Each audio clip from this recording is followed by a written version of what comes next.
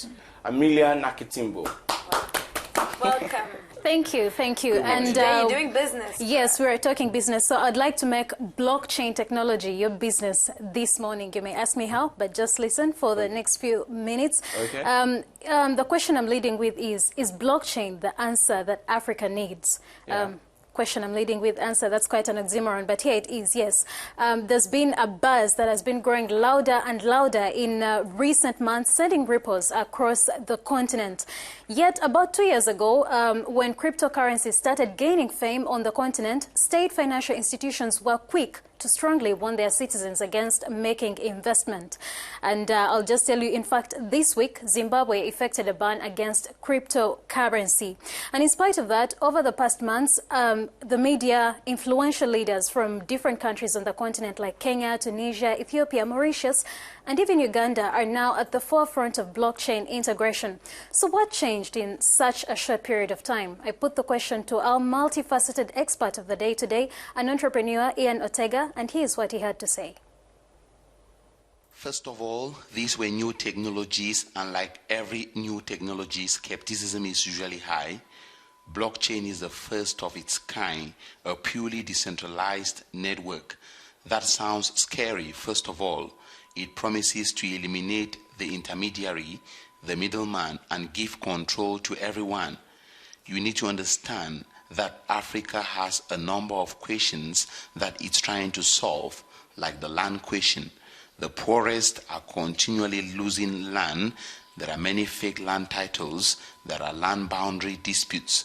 The other question is that Africa is dealing with a financial inclusion question.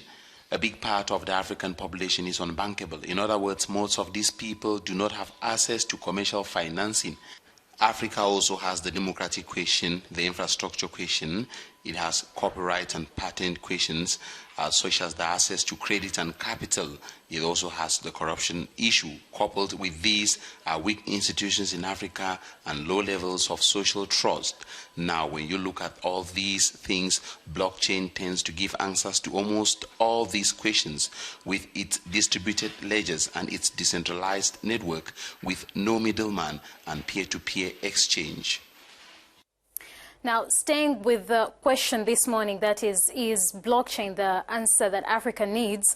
It's been said that this technology has the potential to solve the deepest problems of Africa at the core of poverty, and that is the socio-economic problems tying down populations regardless of one's socio-economic status. I don't know if you see it, but that goes down to everyone's income, actually. The potential of blockchain is closer to your wallet, to your land title, to your bank account than you actually think. Let's go back to Ian, our expert of the day, and see how feasible this actually is. First of all, you are eliminating the middleman, so you are dealing with low payment cost.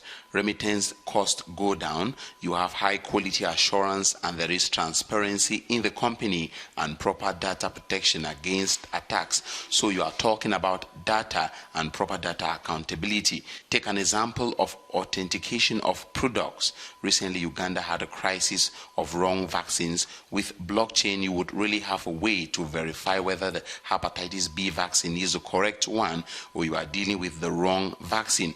Like the corruption question, if you had a blockchain and every government document on the blockchain, you will save yourself a lot of the bureaucratic tendencies and things. Now, no doubt this is all new, and majority of the populations have brushed it aside because it comes off as complex. It's only the brave that were quick to invest, and now a few influential figures in government and businesses and in the technology sector that are trying to rally everyone else. So do numbers really matter if we are to realize the much needed development in every sector as is talked about?